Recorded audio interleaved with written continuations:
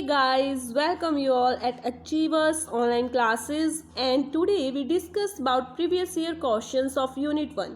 जैसा कि आपको पता है Achievers online classes जो है हमारी Achievers Academy की ऐप पर चल रही हैं, जिसका लिंक डिस्क्रिप्शन में गिवन है और उसी में ही हम हमारी जितनी भी बिजनेस एनवायरनमेंट और इंटरनेशनल बिजनेस यूनिट जो हमने प्रीवियस बिजनेस यूनिट की है उससे रिलेटेड जितने भी MCQs हैं उन्हीं को ही हम अच्छे से डिटेल में डिस्कस करने वाले हैं।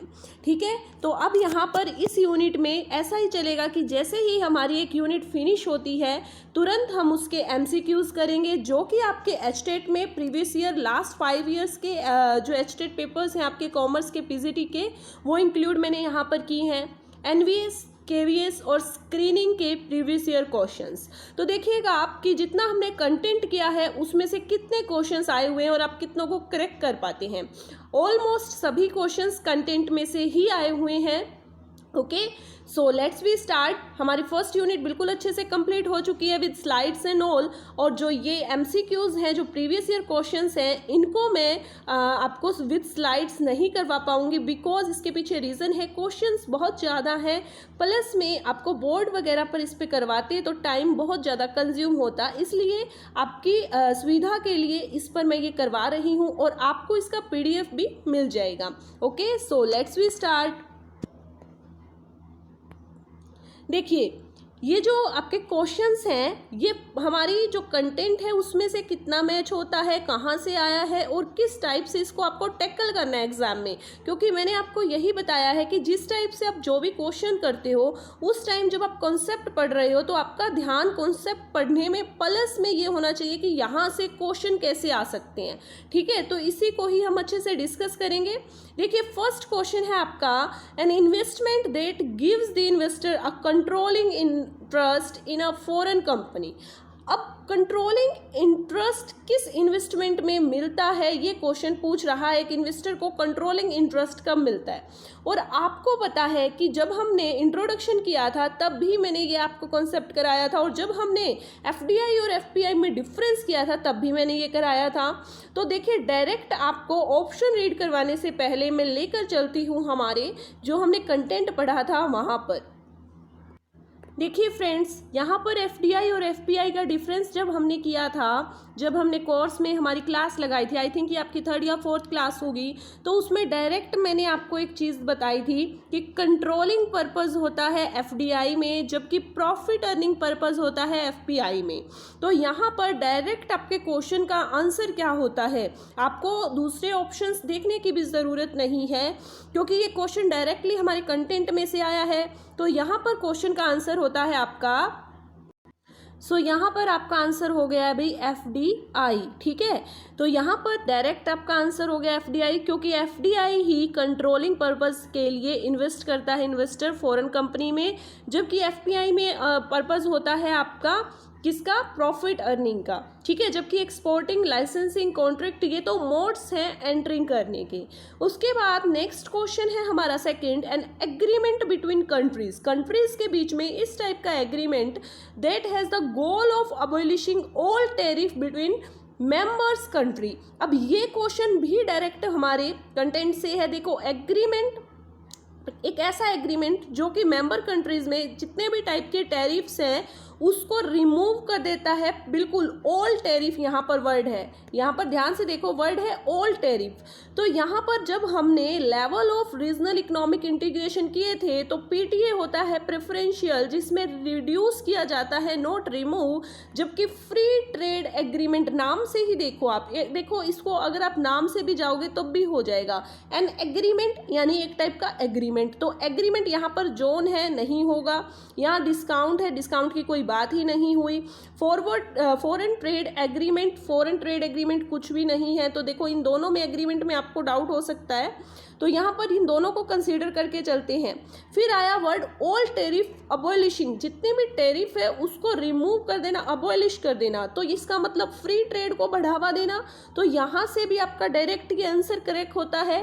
सेकंड, आपने लेवल पढ़ रखे हैं, अब मैं आपको डायरेक्ट जो हमने लेवल किए थे कोर्स में कंटेंट में तो देखो उसके पास लेकर चलती हूँ, उसमें आपको डायरेक्ट दिखेगा कि जितने भी टाइप की टैरिफ्स हैं उन सभी को रिमूव करना is called free trade agreement. Wait a minute, देखो बच्चों यहाँ पर ये जो सेकंड है आपका that is free trade agreement, इसको पढ़ो। All barriers to the trade of goods and services between member countries are removed. सभी बैरियर्स को रिमूव कर दिया जाता है, वेदर टैरिफ और वेदर नॉन टैरिफ बैरियर। तो यहाँ पर डायरेक्ट आपका आंसर क्या हो जाता है भाई, FTA यहाँ पर आंसर हो जाता है। तो देखिए आप पाओगे जितने भी क्वेश्चंस है वो आपने कंटेंट में कहीं ना कहीं पहले कोर्स में क्लासेस में पढ़ रखे हैं, ठीक है। तो यहाँ पर आपका आंसर हो जाता है free trade agreement. Now third question, embargo. और स्पेशली मैंने आपको कराया था ये एम्बार्गो में और ब्लॉकेड में डिफरेंस। तो देखो जो कोर्स के बच्चे हैं उनको पता भी होगा एम्बार्गो का मतलब क्या है। एम्बार्गो मीन्स, देखो एम्बार्गो एक टाइप का आपका कोटा होता है। तो फर्स्ट ऑप्शन है, पहले हम क्वेश्चन को ध्यान से पढ़ेंगे क्योंकि क्वेश्चन में ही आपका आंसर होता है, the practice of using the indirect quote for exchange rate. आप इनडायरेक्ट क्योटा को यूज कर रहे हो एक्सचेंज रेट के लिए। A specific type of quota, तो देखिए एक स्पेसिफिक टाइप का ये कोटा है दैट प्रोहिबिट्स ऑल ट्रेड, जितना भी टाइप का ट्रेड है उसको प्रोहिबिट्स यानी रोकता है। थर्ड है स्पेसिफिक टाइप ऑफ अग्रीमेंट, ये एक स्पेसिफिक टाइप का समझौता है, अग्रीमेंट है दैट प्रोहिबिट्स ऑल ट्रेड, ठीक है। और डी ऑप्शन है the practice of using the direct quote for exchange rate. अब पहली बात जो आपका एम्बार्गो है, जो बच्चे क्लास में एम्बार्गो पढ़ चुके हैं उनको पता होगा कि एक्सचेंज रेट से तो ये रिलेट ही नहीं करता। तो आपका फर्स्ट ऑप्शन और डी ऑप्शन तो कट ही गया। आपको पहले एलिमिनेशन मेथड यूज करना है। अब बात रही आपकी कि ये एक टाइप से प्रोहिबिट करता है ट्रेड को, यस प्रोहिबिट करता है ट्रेड को, और यहाँ पर ये दोनों ऑप्शन ही इसको बता रहे हैं। बट ध्यान से आप देखिए जो बी ऑप्शन है वहाँ पर ये एक टाइप का कोटा है, यानी नॉन टैरिफ बैरियर है जो कि ट्रेड को प्रोहिबिट्स करता है, रोकता है। जबकि ऑप्शन जो थर्ड है सी ऑप्शन है उसमें एक अग्रीमेंट है। और हमने पढ़ा था एम्बार्गो एक ऐसी कंडीशन होती है जहाँ पर इकोनॉमिक और पॉलिटिकल रिलेशन या सिचुएशंस ऐसी हो जाती है मेंबर कंट्रीज के बीच में जिसमें क्या हो जाता है कि कुछ सामान या प्रोडक्ट का जो ट्रेड है वो कम्प्लीटली प्रोहिबिट्स हो जाता है बिटवीन दी मेंबर कंट्री। तो इसमें किसी भी टाइप का एग्रीमेंट उनके बीच में तो बिल्कुल ही नहीं होता। तो यहाँ पर आपका डायरेक्ट आंसर क्या हो जाएगा बच्चे, बी आपका आंसर यहाँ पर हो जाएगा कि ये एक टाइप का क्या है आपका कोटा है जो कि ट्रेड को प्रोहिबिट करता है। क्लियर। उसके बाद आपका फोर्थ क्वेश्चन है। फोर्थ क्वेश्चन क्या है, the under pricing of export. Export का अंडर प्राइसिंग, अंडर प्राइसिंग का मतलब पता है आपको, जब आप अपनी कंट्रीज में हाई प्राइस पे गुड्स बेच रहे हो और फॉरेन में जाकर आप लो प्राइस पे गुड्स बेचते हो उसको हम बोलते हैं under pricing, usually below cost और below the home country prices. तो मैंने बोला आपको क्वेश्चन में ही आपको आंसर गिवन होता है। तो यहाँ पर अंडर प्राइसिंग क्या है, ऐसा प्राइस जो कि आप होम कंट्री अपनी कंट्री में बेच रहे हो उससे कम पर आप फॉरेन कंट्री में बेच रहे हो। फॉर एग्जाम्पल 10 रुपये की कोई भी पेन या कुछ भी प्रोडक्ट है मैं अपनी कंट्री में बेच रही हूँ जबकि फॉरेन में मैं इसे जाकर 8 रुपये का बेच रही हूँ, इट्स कॉल्ड डंपिंग। इसके पीछे बहुत सारे रीज़न होते हैं बिकॉज हमने ये पूरा कॉन्सेप्ट अच्छे से डिस्कस किया है। आइए आपको फिर से वहीं पर लेकर चलते हैं जब हमने ये क्लास में कॉन्सेप्ट डिस्कस किया था जिसमें हमने डंपिंग का मीनिंग और टाइप्स ऑफ डंपिंग हमने किए थे। तो यहाँ पर टाइप्स ऑफ डंपिंग में भी मैंने आपको बताया था क्लास के टाइम पे कि यहाँ से क्वेश्चन आते हैं। तो देखिए यहाँ पर क्वेश्चन डायरेक्ट आया हुआ है और ये क्वेश्चन बच्चे स्क्रीनिंग का क्वेश्चन है, यानी कि हाई लेवल का जो आपका एग्जाम है उसका क्वेश्चन है ये। चलिए देखिए यहाँ पर आपको एम्बार्गो और डंपिंग, अभी तक हमने 4 क्वेश्चन डिस्कस किए हैं और चारों कंटेंट में से हैं और अप्रोक्स ऑलमोस्ट सभी क्वेश्चन, और ये मैं सिर्फ बढ़ा चढ़ा कर नहीं बोल रही, एक्चुअल में ऐसा है। तो देखिए क्योंकि क्वालिटी कंटेंट प्रोवाइड करवाना ही अचीवर्स क्लासेस का मेन एम है। तो देखिए एम्बार्गो और डंपिंग दोनों का यहाँ पर कॉन्सेप्ट है।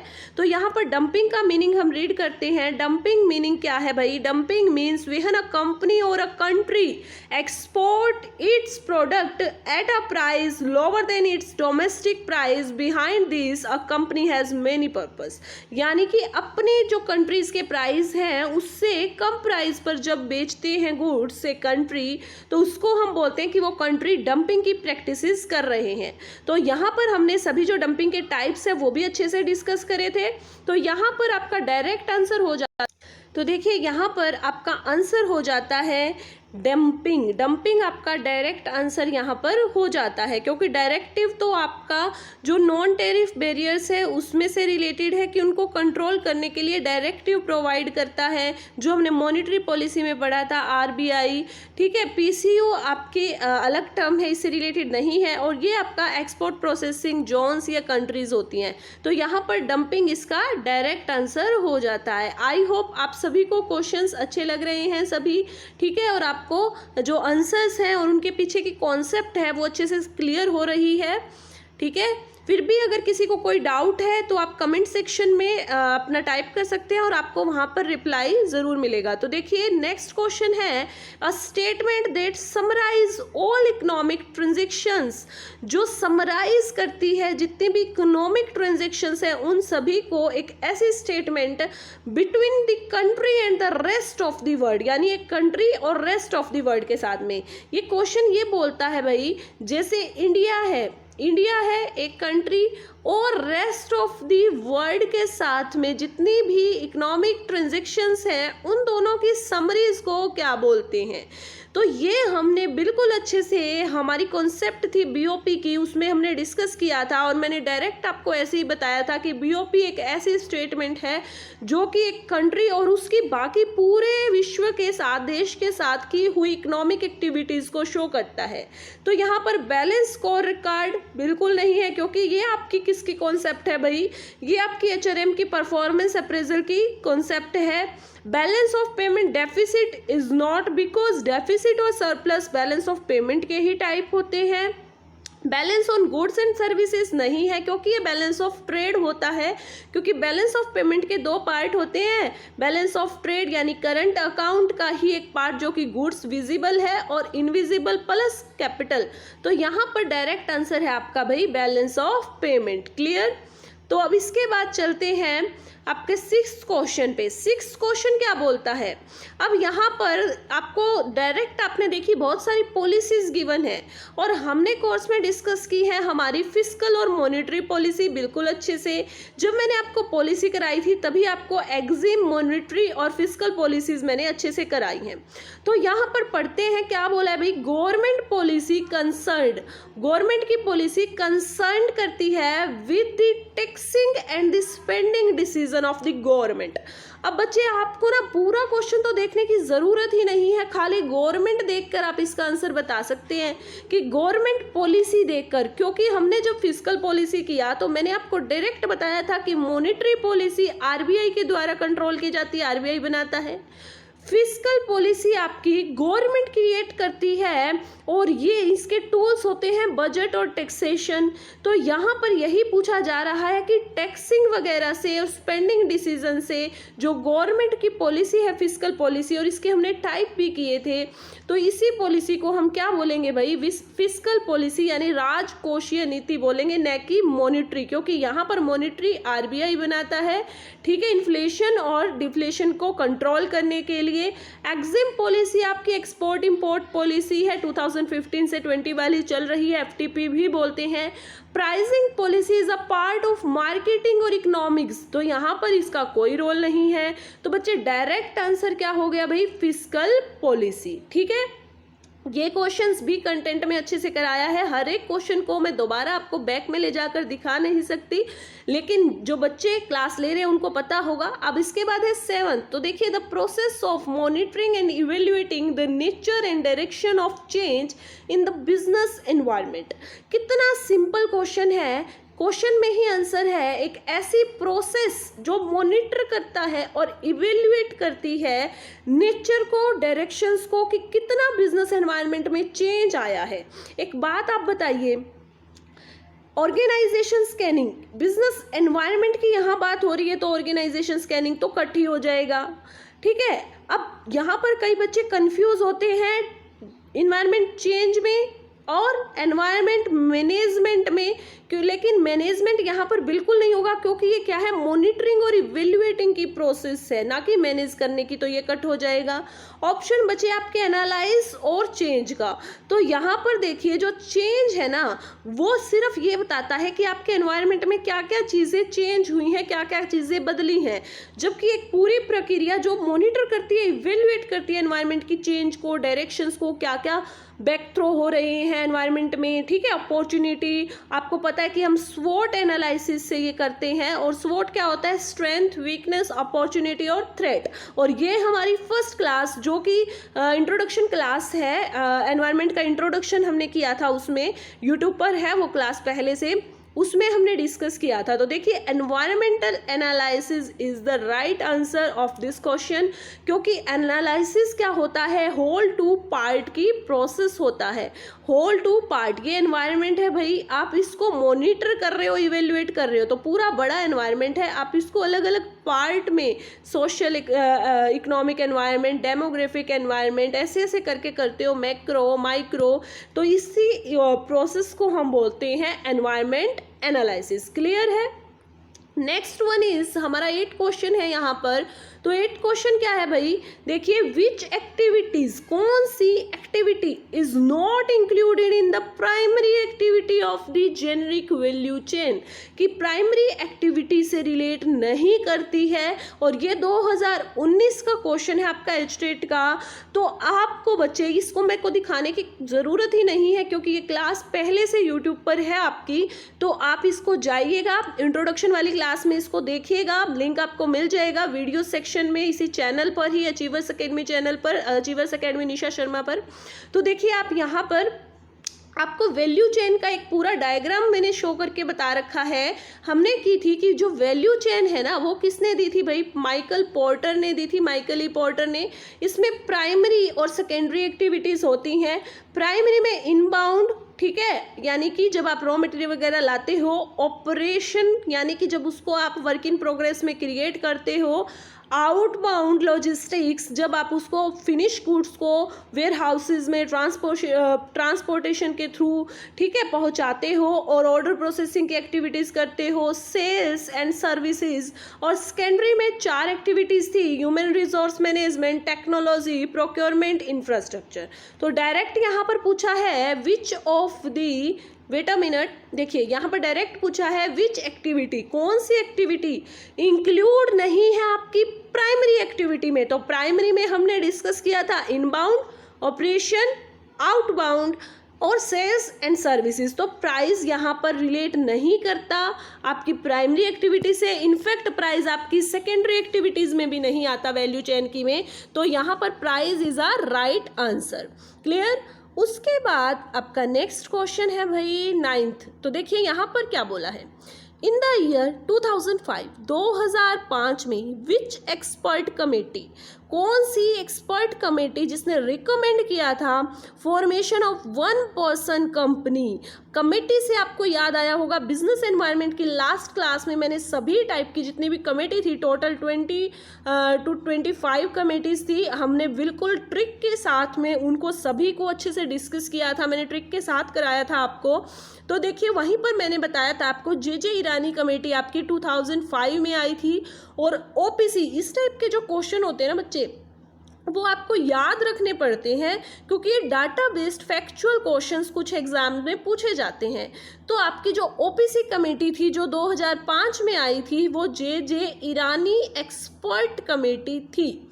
क्लियर है बात। और व्यास कमेटी आपकी किससे रिलेटेड है भाई, ये भी आप मुझे बताएंगे क्योंकि कमेटी वाले मैंने लेसन में कराया था आपको, क्लास में हमने व्यास कमेटी के बारे में। ये आपकी रिलेट है भाई आरआरबी और नाबार्ड से रिलेटेड है आपकी व्यास कमेटी, नाबार्ड और आरआरबी से रिलेटेड है।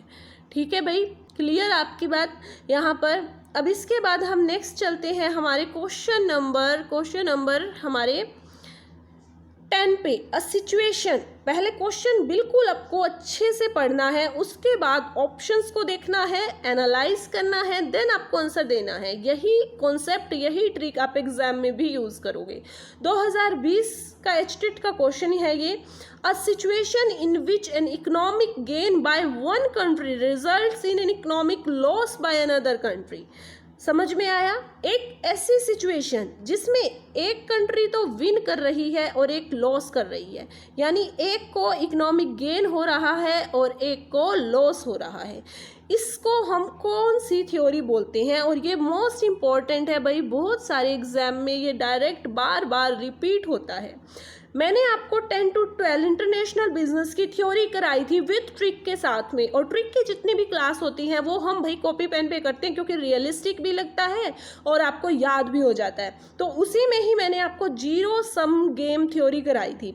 जीरो सम गेम थ्योरी है ही यही जहाँ पर एक कंट्री तो विन कर रही है और एक लॉस अर्न कर रही है, तो इसका नेट इफेक्ट क्या पड़ता है बच्चे? जीरो पड़ता है, यानी बैलेंसिंग सिचुएशन हो जाती है।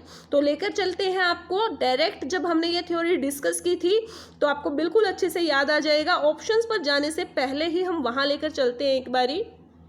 ये देखिए, ये है जीरो सम गेम थ्योरी, और यहाँ पर मैंने बताया था कि यहाँ से डायरेक्ट क्वेश्चन आपके पूछे जाते हैं। तो जीरो सम गेम थ्योरी क्या है? जहाँ पर एक कंट्री को प्रॉफिट और एक को लॉस हो रहा होता है।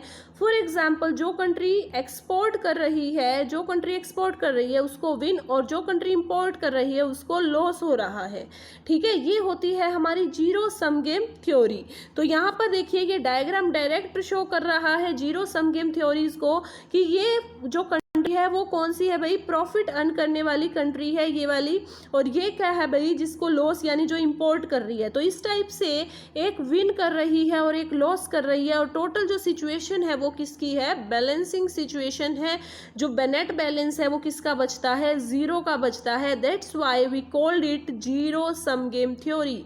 ठीक है, इसीलिए हम इसको जीरो सम गेम थ्योरी भी बोलते हैं। और ये दी किसने थी? जॉन वॉन न्यूमैन ने ये थ्योरी दी थी, और इसकी ट्रिक भी हमने अच्छे से की थी कि न्यूमैन आया था, ठीक है, जीरो की जो गेम है आपको वो सिखाकर गया है। न्यूमैन आया था और जो जीरो की जो गेम है आपको वो सिखाकर गया है। ओके, तो यहाँ पर 1944 में इसने अपने एक वर्क में Oscar Morgenstern theory of games and economic behaviour की, ऑस्कर मॉर्गेनस्टर्न एक वर्क था इसका जिसमें इसने theory of games and economic behaviour नाम का एक वर्क लिखा, आर्टिकल लिखा, और उसी में ही इसने अपनी ये थ्योरी दी है। तो ये पूरा अच्छे से हमने कॉन्सेप्ट को डिस्कस किया था भाई, ठीक है, और बाद में रिवीजन भी की थी सभी थ्योरीज की। तो बैक टू अवर क्वेश्चंस। यहाँ पर देखिए, a situation in which an economic gain by one country results in an economic loss by another country, और इसका आंसर है भाई यहाँ पर आपका zero sum game. Zero sum game इसका आंसर है, ये थ्योरी है। बैलेंस ऑफ पेमेंट तो आपकी एक्टिविटीज़ को शो करता है जो एक कंट्री की रेस्ट ऑफ द वर्ल्ड के साथ होती है। बैलेंस ऑफ ट्रेड जो करंट अकाउंट है उसका, गुड्स का जो पार्ट है विजिबल का वो शो करता है। इकोनॉमिक बैलेंस यहाँ पर कोई टर्म ही नहीं है, तो zero sum game is the right answer. और now we move on the next question, that is the central consumer protection council is headed by. तो ये क्वेश्चन अब 2020 में आया था भाई लेटेस्ट, कि जो सेंट्रल कंज्यूमर प्रोटेक्शन काउंसिल होती है वो किसके द्वारा हेड की जाती है, कौन उसका हेड होता है। और जब हमने कोपरा किया, कोपरा मैंने आपको पूरा कराया है जिसमें हमने कोपरा में दो पार्ट में डिस्कस किया है, 1986 का और 2019 का, क्योंकि जो नया कोपरा एक्ट है आपका, कंज्यूमर प्रोटेक्शन एक्ट है, वो आ चुका है 2019, और उसमें बहुत सारी अमेंडमेंट्स वगैरह, बहुत सारी चेंजेस हुए हैं। तो यहाँ पर बहुत सारे बच्चों ने इसका आंसर बिल्कुल गलत किया है, क्योंकि ये भी फैक्चुअल क्वेश्चन है, not a concept based question. तो यहाँ पर बहुत सारे बच्चों ने आंसर किया है कि हेड है ना, तो इसका मतलब क्योंकि ये प्रोटेक्शन काउंसिल है तो इसका हेड हो गया यहाँ पर सुप्रीम कोर्ट का जज। लेकिन यहाँ पर ये इसका रॉन्ग आंसर है। हमने बिल्कुल, मैंने आपको अच्छे से, जब हमने सेंट्रल कंज्यूमर प्रोटेक्शन काउंसिल्स करवाया था तब मैंने आपको डिस्कस किया था कि ये क्वेश्चन यहाँ से पूछा भी गया है और यहाँ से डीप में भी क्वेश्चन आते हैं, कंज्यूमर के राइट्स से भी क्वेश्चन आते हैं। तो देखिए, सेंट्रल कंज्यूमर प्रोटेक्शन काउंसिल है जो आपकी, वहाँ पर प्रोटेक्शन काउंसिल और रिड्रेसल फॉर्म्स, दो अलग अलग जो इसकी मेन फॉर्म्स हैं, रिड्रेसल कमीशंस या फॉर्म्स हैं, उसमें आपका सुप्रीम कोर्ट और हाई कोर्ट के जजेस वगैरह हेड होते हैं, जबकि सेंट्रल कंज्यूमर और state consumer protection councils only consumers के राइट को प्रोटेक्ट और हियरिंग करने के लिए होती है। और यहाँ पर आपका minister of the consumer affairs जो सेंट्रल गवर्नमेंट का होता है वही इसका हेड होता है, जबकि सेक्रेटरी है जो कंज्यूमर अफेयर्स मामलों का जो सेक्रेटरी है वो इसमें अदर्स मेंबर्स की भूमिका अदा करता है। तो यहाँ पर राइट आंसर आपका क्या हो गया भाई, मिनिस्टर ऑफ कंज्यूमर अफेयर्स जो सेंट्रल गवर्नमेंट का मिनिस्टर है कंज्यूमर अफेयर्स मामलों का, ठीक है, तो वही यहाँ पर क्या होगा, सेंट्रल कंज्यूमर प्रोटेक्शन काउंसिल्स का हेड होगा। तो देख लीजिए आप, बीच में से भी कितने डीप से भी क्वेश्चन डायरेक्ट पूछे जा रहे हैं, क्योंकि एचटेट का लेवल अब बहुत ज़्यादा हाई हो रहा है 2017 के बाद का। आप देखेंगे 2016 में बिल्कुल आपके बैक टू क्वेश्चंस पूछे गए हैं नेम से, जबकि आगे आगे जो लेवल है वो बहुत ज़्यादा हाई होता गया है, ठीक है। सो नेक्स्ट क्वेश्चन है हमारा WTO से related. WTO came into existence in, तो देखो हमने IMF, WTO, गेट और WTO से रिलेटेड आपका वर्ल्ड बैंक, SDR, ये सभी कॉन्सेप्ट अच्छे से डिस्कस की थी स्लाइड्स में। और जो आपका वर्ल्ड बैंक है उसके 5 मेंबर्स ऑफ ग्रुप को भी हमने अच्छे से डिस्कस किया था। तो WTO आपका एग्जिस्टेंस में कब आया, उस टाइम मैंने आपको बताया इसका हेडक्वार्टर भी मोस्ट इंपॉर्टेंट है। और कब एग्जिस्टेंस में आया, जब आपका गेट है, गेट होता है आपका जनरल जो एग्रीमेंट है ट्रेड ऑन टैरिफ, वो आपका ख़त्म हुआ था भाई 31 दिसंबर 1994 को, और उसके ख़त्म होने के बाद ही 1 जनवरी 1995 को आपका WTO आ गया था। तो देखिए यहाँ पर नेट में तो आपके क्वेश्चन आते हैं इस टाइप से कि जैन 1995, 96, 97, 98, जिससे आप ईयर या अगर आपको याद हो तो भी आप इजीली क्वेश्चन को करेक्ट कर सकते हो। जबकि WTO में आपके जो क्वेश्चन आते हैं ना, मतलब जो आपका एचटेट है सॉरी, उसमें जो क्वेश्चन आते हैं वो आते हैं आपके मंथ्स और इवन डेट में भी, जैसे 1 2 3 4 करके दे देंगे, 1 जनवरी, 2 जनवरी, 3 जनवरी, 4 जनवरी, और ईयर सेम रहेगा, या फिर मंथ में चेंज कर देंगे। जैसे अब दिया हुआ है अप्रैल 1995, ठीक है, मार्च 1995, जैन 1995, जैन 1996, तो यहाँ पर राइट आंसर है जैन 1995। ओके, तो देखिए आप, इसके बाद है आपका the consumer protection act was introduced in, ये बिल्कुल एकदम इजी क्वेश्चन है, डायरेक्ट हिट होने वाला क्वेश्चन है। अभी मैंने आपको बताया कि हमारे कंज्यूमर प्रोटेक्शन एक्ट अर्लियर 1986 था, और अब जो नया एक्ट आया है जिसने पुराने को कंप्लीटली चेंज कर दिया है, it's not called it at an amendment because it a use act, जिसने सभी प्रोविजंस को बिल्कुल ही चेंज कर दिया है। तो ये 2019 में जो नया एक्ट आया है, 2002 में अमेंडमेंट हुई थी क्योंकि कुछ ही सेक्शंस में चेंज हुआ था, ठीक है, लाइक RTP, UTP एक्टिविटीज। तो यहाँ पर कंज्यूमर प्रोटेक्शन एक्ट आपका इंट्रोड्यूस हुआ भाई 1986 में, और ये आपका 2017 के क्वेश्चंस हैं, देख लीजिए आप।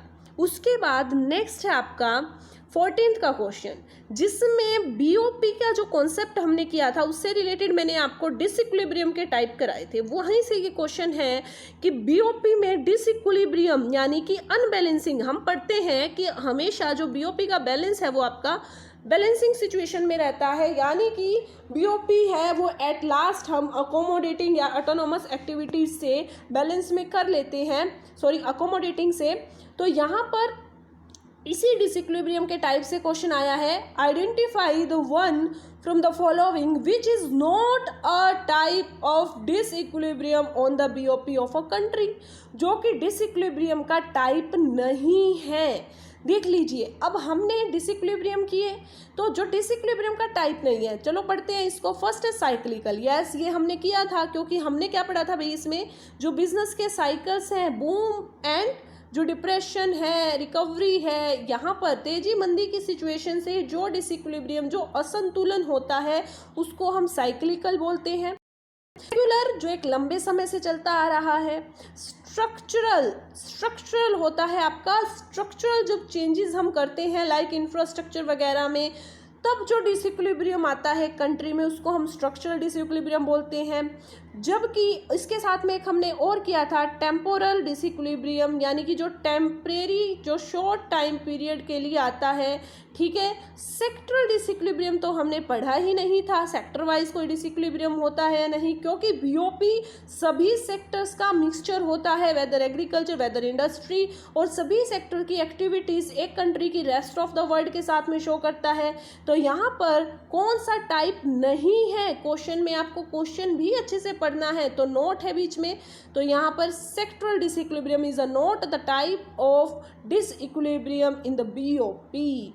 Okay, so next question is most important question and new concept also related with this, ठीक है गाइज अचीवर्स, आपको पता होगा, ठीक है, हमने किया था ये कॉन्सेप्ट बिल्कुल अच्छे से। देखिए जो आपकी एक कॉन्सेप्ट है नाफ्टा, नाफ्टा क्या बोलता है भाई, नाफ्टा आपका north American free trade agreement. First of all full form क्या है नाफ्टा की, north American free trade agreement is an trilateral agreement between, ये ट्राइलेटरल एग्रीमेंट है किसके बीच में, किस किस कंट्रीज के बीच में, Canada Mexico US, Canada Cuba US, India China US and India Mexico Canada. तो हमने किया था ये कि नाफ्टा से पहले क्या था बच्चे, नाफ्टा से पहले था आपका कुफ्टा,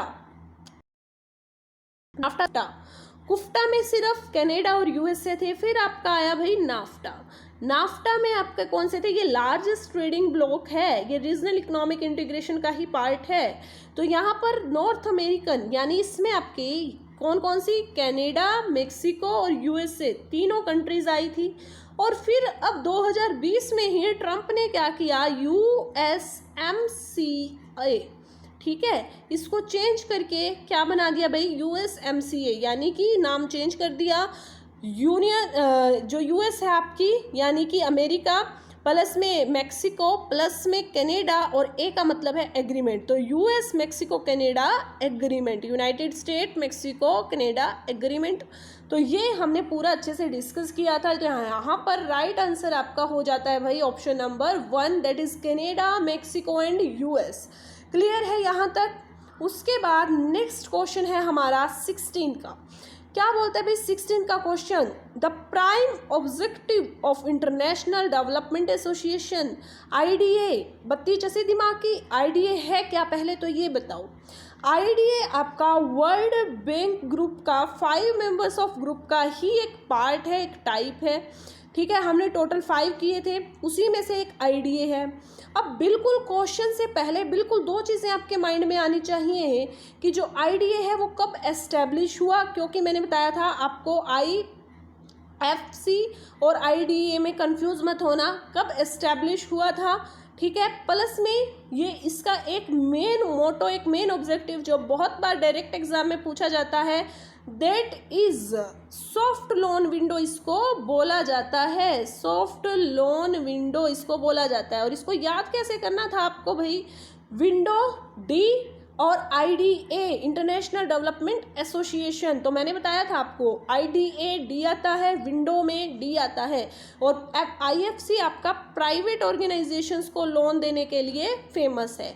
तो यहाँ पर अब देखो ऑप्शंस में सॉफ्ट किस में है, फर्स्ट ऑप्शन में ही है। तो ये क्या करता है, सॉफ्ट लोन क्यों बोला जाता है इसको सॉफ्ट लोन विंडो, क्योंकि ये बिल्कुल रियायती कंसेशनल रेट पर लोन प्रोवाइड करवाता है पुअर नेशंस को। तो ये असिस्ट करेगा सोशल इकोनॉमिक डेवलपमेंट में, किसमें भाई, पुअर नेशंस में, और सॉफ्ट लोन प्रोवाइड कराएगा, that's why we called it soft loan window IDA, ठीक है। तो जब हमने वर्ल्ड बैंक के 5 मेंबर्स ग्रुप किए थे तब हमने ये किया था, ठीक है। तो इसको आप बिल्कुल अच्छे से कर लीजिए। सो नेक्स्ट है हमारा which is a part of external environment. External environment का पार्ट क्या है भाई, देखिए फर्स्ट जो क्लास थी ना उसी में से 3 क्वेश्चन आ रखे हैं, अकेली फर्स्ट क्लास इंट्रोडक्शन जो क्लास थी जो यूट्यूब पर भी है उसी में से ही 3 क्वेश्चन, एक एनवायरनमेंट से रिलेटेड हमने किया था, ठीक है, एक वैल्यू चेन से रिलेटेड आया हुआ है, और अब आ गया भी एक्सटर्नल एनवायरनमेंट। और ये मैंने आपको बताया भी था, ये आपका 2016 का क्वेश्चन है बच्चे। तो यहाँ पर देखिए एक्सटर्नल एनवायरनमेंट है वो मैंने आपको ऐसे कराया था कि बिजनेस एनवायरनमेंट के 2 टाइप हैं, one is international, one is internal and second is external. तो देखिए एक्सटर्नल में आपका माइक्रो और मैक्रो था बच्चे, यहाँ पर आपकी फर्म की पॉलिसीज़ वगैरह थी। तो इसमें बोला है which is the part of external environment, तो कंपनी की पॉलिसी इंटरनल है, मैनेजमेंट का स्ट्रक्चर इंटरनल है, एम्प्लॉयज़ ऑल्सो इंटरनल में है।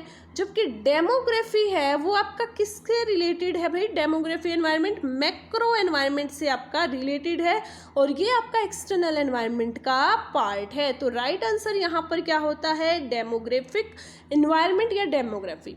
अब होता क्या है डेमोग्राफी, डेमोग्राफी होता है जानकी यानी कि जहाँ पर आप एक पर्सन की एज, उसकी इनकम, उस population, family size, education level, इन सब को डिस्कस करते हैं, तब हम बोलते हैं उसको डेमोग्राफिक एनालिसिस करना, डेमोग्राफिक एनवायरनमेंट। क्लियर है बात। उसके बाद है आपका क्वेश्चन नंबर 18, ध्यान से पढ़िए। क्वेश्चन नंबर 18 क्या बोलता है, इन द डिस्ट्रिक्ट फॉर्म। एक डिस्ट्रिक्ट फॉर्म में, ये डिस्ट्रिक्ट फॉर्म का नाम आते ही दिमाग में आ जाना चाहिए कि कंज्यूमर प्रोटेक्शन से रिलेटेड है, और ये डिस्ट्रिक्ट फॉर्म आपकी किससे रिलेटेड है, रिड्रेसल, जो आपकी काउंसिल से कमीशंस हैं उनसे रिलेटेड है। District form, state commission, national commission. Under section 10 to 15 of the consumer protection act 1986, who shall be the president, president कौन होना चाहिए डिस्ट्रिक्ट में, अ पर्सन हु इज और हैज़ बीन और इज क्वालिफाइड, एक पर्सन जो कि क्वालिफाइड है to become a district collector. Second है ए पर्सन हु इज और हैज़ बीन और is qualified to become district जज, और अ पर्सन हु इज और हैज़ बीन और is qualified to become district collector, and a person who is और has been qualified to district जज, यानी ऊपर वाले दोनों आ गए। और चीफ जस्टिस, तो यहाँ पर हमने देखिए आपको इसका जो बुक्स में क्वेश्चन मिलेगा वो कहीं पर डिस्ट्रिक्ट कलेक्टर है, कहीं पर डिस्ट्रिक्ट जज है, लेकिन मैं इसका आंसर आपको बताती हूँ कि यहाँ पर डिस्ट्रिक्ट कलेक्टर जो ऑप्शन नंबर 3 है ना आपका, कि जिसमें अ पर्सन हु इज़ और हैज़ बीन, या तो वो क्वालिफाइड है डिस्ट्रिक्ट कलेक्टर बनने के या डिस्ट्रिक्ट जज बनने के, तो यहाँ पर ये जो ऑप्शन नंबर 3 है this is the right answer. Chief justice यहाँ पर राइट आंसर नहीं है। ये आपका KVS और NVS का क्वेश्चन है भाई। उसके बाद देखिए नेक्स्ट कॉन्सेप्ट है आपका, which of the following is not an unfair trade practices as per the consumer protection act. अब UTP की एक्टिविटीज़, हमने तीनों टाइप की एक्टिविटीज़ डिस्कस की थी क्लास में, ठीक है, UTP, RTP, MTP। तो देखिए आप कौन सी UTP की एक्टिविटीज़ नहीं है, रीड आउट करें क्वेश्चन को और अपने मन में आंसर देने की कोशिश करें। UTP होता है भाई अनफेयर ट्रेड प्रैक्टिसेस, कुछ भी अनफेयर करना। तो फर्स्ट है falsely represent orally in writing that the goods are of a particular standard quality. आप गलत तरीके से रिप्रेजेंट कर रहे हो, धोखा दे रहे हो कंज्यूमर को कि आपका जो गुड्स है वो एक स्टैंडर्ड क्वालिटी का है, जबकि एक्चुअल में ऐसा है ही नहीं। सेकेंड है making a representation to the public in a form that purpose to be a warranty और गारंटी प्रोडक्ट, इसमें भी आप चीट कर रहे हो। फिर थर्ड है गिविंग फॉल्स और मिसलीडिंग फैक्ट, ठीक है, आप क्या कर रहे हो, मिसलीडिंग फैक्ट्स दे रहे हो, disparaging the goods and services of another person, यानी इसमें भी आप चीट कर रहे हो। तो अनफेयर मतलब कुछ भी फेयर नहीं है, कुछ भी न्यायिक नहीं है।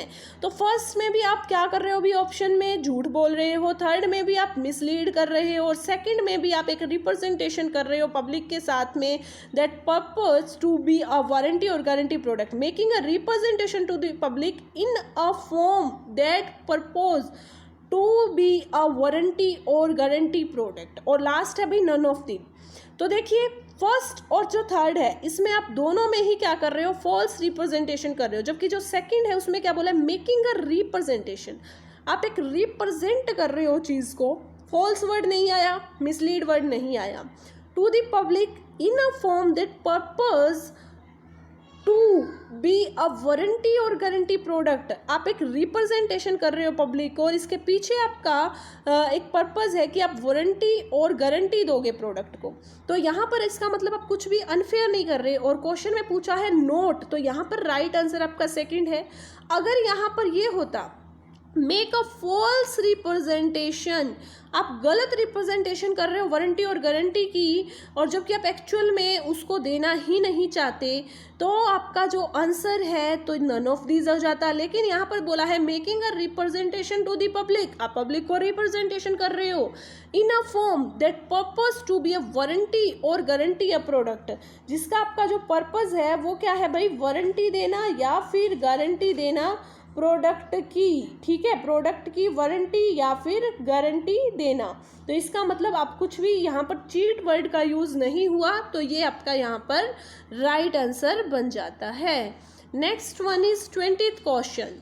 20th क्वेश्चन में क्या गिवन है, Which of the following is not included in a firm's macro environment? Fourth question है गाइज, ये फोर्थ क्वेश्चन है जो कि हमारी फर्स्ट क्लास यानी कि इंट्रोडक्शन क्लास में से आया है। सो देखिए, आपको पता नहीं कि कहाँ से एग्जामिनर किस टाइप का क्वेश्चन पूछ लेता है, और मैंने पहले ही बोला था क्वालिटी कंटेंट आपको यहाँ पर मिलेगा, तो आप यूट्यूब पर वहीं पर ही अचीवर्स अकेडमी निशा शर्मा इसी चैनल पर आप जाकर देखोगे तो कॉमर्स के इंट्रोडक्शन क्लास में आपको ये गिवन होगा। और यहाँ पर एक बात बताती हूँ मैं आपको, न केवल 4th, 5th to 6th questions हैं वो उसी फर्स्ट क्लास में से रिपीट हुए हैं। सो आप देख सकते हैं कि हर एक क्लास कितनी वैल्यूएबल है, कि फर्स्ट क्लास में से अगर इतने क्वेश्चन हैं तो बाकी में से कितने होंगे, ठीक है। तो देखिए यहाँ पर Which of the following is not included in a firm's macro environment? Macro environment में क्या इंक्लूड नहीं होता है, तो देखो इकोनॉमिक एनवायरनमेंट होता है मैक्रो में, हमने पढ़ा था, डेमोग्राफिक होता है, कल्चरल एनवायरनमेंट होता है, competition is not included, competition is not included in किसमें, macro environment, competition is not included in the macro environment, ठीक है। यहाँ पर ये हो गया इसका आंसर। उसके बाद देखिए आप 21 में क्या है भाई, the IMF and the world bank benefit global markets, ये बेनिफिट करते हैं ग्लोबल मार्केट्स को IMF और वर्ल्ड बैंक, सिर्फ इतना दिया है बाय यानी किस फॉर्म से, तो फर्स्ट है acting as a form for corporate trade negotiation, क्या ये कोई ट्रेड या कोई व्यापार की नेगोशिएशन या बातचीत करने की फॉर्म्स है, no, these are international pillar of our economy, 3 pillar हैं IMF, world bank and WTO, मैंने अच्छे से कराया था आपको। सेकंड है maintaining variable rate financing and manufacturer, not किसी भी टाइप की रेट्स नहीं होती, IMF BOP के लिए होता है, वर्ल्ड बैंक आपका IBRD इंस्टेंस पहले था, ब्रिटन वुड्स कॉन्फ्रेंस के दौरान ये दोनों ही अराइज हुए थे, और रीज़न क्या था, वर्ल्ड बैंक के पीछे जो युद्ध से वॉर से अफेक्टेड कंट्रीज थी उनको इम्प्रूव करना था। Reviewing visionary mission statement, no, किसी भी टाइप की मिशन स्टेटमेंट भी नहीं होती, तो तीनों ही ऑप्शंस हैं वो रिलेट ही नहीं कर रहे। तो यहाँ पर 4 देखो, raising the global standard of living, इस टाइप के जो क्वेश्चन होते हैं ना, देखो यहाँ पर डायरेक्ट कोई भी आंसर है ऑप्शन हिट नहीं कर रहा इन दोनों को, लेकिन आपको एलिमिनेट करके आपने इसका आंसर निकाल दिया कि यस हो सकता है कि IMF भी क्या करता है, जो कंट्रीज हैं उनकी बैलेंस ऑफ पेमेंट की जो एक्टिविटीज़ नेगेटिव हैं उनको लोन प्रोवाइड करवा के उसको बैलेंस करता है, लोन देता है, वर्ल्ड बैंक भी ट्रेड को डेवलप करने के लिए लोन देता है। तो इसका मतलब ये ग्लोबल स्टैंडर्ड ऑफ लिविंग को रेज कर रहे हैं दोनों, यानी बढ़ा रहे हैं पूरे विश्व के ग्लोबली स्टैंडर्ड ऑफ जीवन निर्वाह स्तर को, स्टैंडर्ड ऑफ लिविंग को। तो यहाँ पर 4th option will be the right answer. देखिए कॉन्सेप्ट, पढ़ाई, हार्डवर्क प्लस स्मार्ट, दोनों चीज़ें ही आपको एग्ज़ाम क्लियर करने में हेल्प करेंगी। आप क्वेश्चन को बिल्कुल आराम से रीड कर लिए, इसीलिए मैं क्या करवाती हूँ कि जो भी आपकी यूनिट हुई उसके पीछे हम क्या करेंगे, उसी यूनिट से रिलेटेड प्रीवियस ईयर क्वेश्चन करेंगे, और कहाँ पर आप उस क्वेश्चन को लूज कर रहे हैं, ठीक है, क्योंकि पढ़ा तो देखो आपने सब कुछ है, अप्रोक्स सभी क्वेश्चन हमने अभी तक पढ़े हुए थे, तो किस टाइप से क्वेश्चन है वो हमने पढ़े थे, किस टाइप से फैक्चुअल क्वेश्चन आ रहे हैं, क्योंकि जितने भी फैक्चुअल डाटा है वो मैं आपको ट्रिक से करा रही हूँ, तो उसका भी भूलने का तो ऑप्शन ही पैदा नहीं होता, सवाल ही पैदा नहीं होता। तो इसका मतलब जो इस टाइप के क्वेश्चन है उसको आप बिल्कुल अच्छे से क्वेश्चन को रीड करें, क्योंकि क्वेश्चन में ही आपके आंसर है, फिर आंसर को रीड करें और फिर ये देखें कि मोस्ट प्रोबेबली ज़्यादा कौन सा जो ऑप्शन है वो हिट कर रहा है आंसर की तरफ। ठीक है, तो ये जो सेशन है आपके क्वेश्चन से रिलेटेड, प्रीवियस ईयर क्वेश्चन से रिलेटेड, ये आपको न केवल क्वेश्चन की अंडरस्टैंडिंग, कॉन्सेप्ट की अंडरस्टैंडिंग, बल्कि आपको how we attempt question in a exam, ये भी सिखाते हैं कि आप एग्जाम में किस टाइप से आप क्वेश्चन को अटेम्प्ट करेंगे। ओके, सो उसके बाद है हमारा 22 का question, Kota of all member countries with the IMF। IMF वाले लेक्चर में हमने डायरेक्ट किया था कि भाई एक टर्म है SDR जो कि नॉन पेपर गोल्ड है, यानी एक टाइप का, सॉरी पेपर गोल्ड है ये, नॉन पेपर नहीं, पेपर गोल्ड है एक टाइप का, और ये आपका जो फॉरेन रिजर्व है उसका भी पार्ट है। कब आया था? 1969 से 70 के बीच में ये आया था, और IMF ने सभी मेंबर कंट्रीज़ का SDR है कोटा डिसाइड किया हुआ है। SDR की पूरी कॉन्सेप्ट हमने अच्छे से रीड आउट करी थी। अब हर एक स्लाइड को मैं बैक में जाके आपको नहीं दिखा सकती, इसलिए मैंने कुछ एक आपको दिखाई है, ठीक है, क्योंकि उसमें टाइम बहुत ज़्यादा कंज्यूम हो जाएगा। तो देखिए SDR क्या है आपका, स्पेशल ड्रॉइंग राइट। तो स्वेप्स और GDR और डॉलर, अब देखते हैं कि जो स्वैप्स होता है वो तो इंटरचेंज होता है भाई, कंट्री जो करेंसीज हैं उसमें जब आप रिस्क को कम करते हो, रिस्क मैनेजमेंट की टेक्निक्स है, ठीक है, तब आप करेंसीज को एक्सचेंज करते हो, उसको स्वैप्स बोलते हैं। GDR आपका ADR, GDR आपकी फॉरेन में जो फंड रेज करने की टेक्टिक्स, टूल्स, सिक्योरिटीज आप राइज करते हो, ग्लोबली डिपॉजिटरी रिसिप्ट, तो ये भी IMF से रिलेट नहीं है। डॉलर एक टाइप की करेंसी है जो कि US में चलती है, तो भाई ये तो तीनों रिलेट ही नहीं कर रहे। और IMF का नाम आते ही, क्योंकि IMF के साथ में हमने SDR पूरा डिस्कस किया था, आपका दिमाग में क्लियर हो जाना चाहिए। चलिए फिर भी मैं आपको दिखा देती हूँ कि हमने SDR डिस्कस किया था, उसमें हमने क्या क्या पढ़ा था। ये देखिए गाइस, यहाँ पर हमने SDR पूरा डिस्कस किया था कि SDR आपका स्पेशल ड्राइंग राइट्स है, ठीक है, ये पेपर गोल्ड है, 1969 में ये कॉन्सेप्ट आई थी, ठीक है, और इसका जो वेट है वो कितना था, और IMF वाले लेक्चर्स में ही हमने इसको बिल्कुल अच्छे से डिस्कस किया था, ठीक है। और इसी के ही आगे हमने वर्ल्ड बैंक और 5 मेंबर्स ग्रुप, जिसमें अब IDA का क्वेश्चन आया था, ये रहा, और यहाँ पर आपका IDA का दिया हुआ है कि इसको हम सॉफ्ट लोन विंडो भी बोलते हैं, ये देखिए, जहाँ से आपका पहले वाला क्वेश्चन अराइज हुआ था। तो आई थिंक आपको क्लियर हो गया होगा।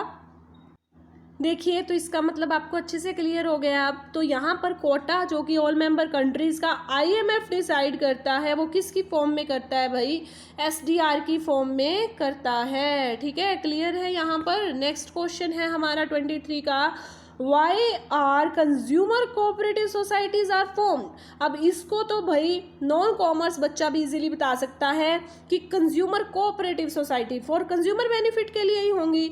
तो देखिए आप, फर्स्ट है to provide the members with some financial assistance, no, ठीक है। सेकंड है to safeguard the consumer interest. Third है to market goods, no. Consumer cooperative society market क्या करेंगे भाई गुड्स को, वो तो कंज्यूमर कोऑपरेटिव सोसाइटीज हैं। To provide the member with housing facilities, member को हाउसिंग फैसिलिटीज देंगी कंज्यूमर कोऑपरेटिव सोसाइटीज, चलो भी दे भी सकती हैं कि एक्स्ट्रा बेनिफिट। लेकिन मोस्ट प्रोबेबली क्या लग रहा है आपको, मोस्ट जो हिट करने वाला आंसर क्वेश्चन को क्या लग रहा है भाई, कि कंज्यूमर कोऑपरेटिव सोसाइटी। मैंने बताया था ना कि क्वेश्चन में ही आपका आंसर है, वो सोसाइटीज जो कंज्यूमर को कोऑपरेट करने के लिए बनाई गई हैं। कंज्यूमर उपभोक्ता सहकारी समिति वो किसके लिए है, कंज्यूमर के इंटरेस्ट को सेफ गार्ड करने के लिए, कंज्यूमर के इंटरेस्ट को प्रोटेक्ट करने के लिए है, ठीक है। तो right answer will be the option 2। Now the question number 24 and this question is more important, और आपको इस क्वेश्चन को देखना है कि किस टाइप से आप इसको हिट करोगे। तो देखिए, इसीलिए मैंने इसको 2 पेन्स में लिखा है। According to the consumer protection act 1986 which one is not a service, कौन सी सर्विस नहीं है। सर्विस का टाइप आपको बताना है भाई। तो देखिए, provision of facility in connection with lodging, ये जनरल कॉमन नॉलेज का अंडरस्टैंडिंग का क्वेश्चन है। तो यहाँ पर देखो, एक लॉजिंग की सर्विसेज है जो वो प्रोवाइड कराते हैं, यानी कि जो आरामदायक जो वस्तुएं, आवास की जो वस्तुएं होती हैं रहने वगैरह के लिए, ठीक है, जो लगेज वगैरह है वो, ठीक है भाई, सर्विसेज है। सेकंड है provision of any service under a contract of personal services है, ये क्या है भाई, पर्सनल सर्विसेज के अंडर कोई कॉन्ट्रैक्ट हो और इस टाइप की कोई सर्विसेज, जमीनी ना बात कुछ, तो इसको एक बार छोड़ दो। थर्ड पे आओ, provision of facilities in connection with the purchase of news, यानी कि जब आप न्यूज़ एजेंसीज वगैरह में, ठीक है भाई, न्यूज़पेपर वगैरह परचेज करें, उसकी फैसिलिटीज़ आपको कुछ है वो प्रोवाइड की जा रही हैं, ठीक है, सर्विस है। फोर्थ है provision of facility in connection with banking, ठीक है, बैंकिंग सर्विसेज है। तो देखिए ऑप्शन नंबर फर्स्ट में तो आपकी है भाई आवास की जितनी भी सर्विसेज होती हैं उनकी प्रोविज़न, वो फैसिलिटीज़, ठीक है। थर्ड में आपकी न्यूज़ से रिलेटेड फैसिलिटीज सर्विसेज का पार्ट है। फोर्थ में आपका बैंकिंग सर्विसेज का पार्ट है। लेकिन ये क्या है भाई, प्रोविज़न ऑफ एनी सर्विस, कोई भी टाइप की सर्विस जो कि पर्सनल सर्विस और वो किसी कॉन्ट्रैक्ट के अंडर गिवन होती है, नो, इस टाइप की कोई भी एक्टिविटीज़ हम सर्विसेज की डेफिनेशन में काउंट ही नहीं करते। तो यहाँ पर जो ऑप्शन नंबर आपका सेकंड है भाई, ये आपका क्या हो जाता है, राइट आंसर हो जाता है, क्योंकि पूछा है नोट। यहाँ पर क्या पूछा है भाई, नोट पूछा है, देखो नोट पूछा है ना, तो इस टाइप से।